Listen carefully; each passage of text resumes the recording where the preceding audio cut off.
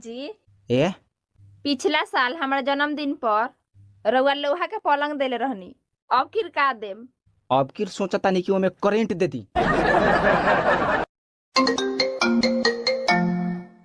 छोड़ के तू चले गइल पिया हो हम के बाहरवा। चल रहत भमे तो कहियो गीत ना गईली हो। हम मन करे मर जाई पिया हो खाई के जहरवा। अच्छा ठीक बा, तनी एक बार मर के दिखाओ तो। तेरे से एक बात पूछूं? पूछ।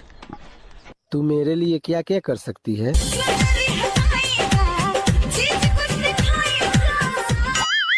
उल्टा पुल्टा क्या बात कर रही है रे? उल्टा पैदा हुई थी क्या?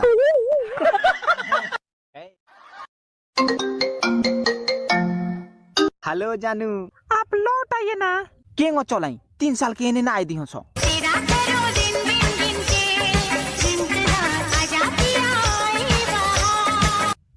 हम आवत का रानी, तू इले तो चढ़ा के भेज देले लगी जब विदेश कमाए।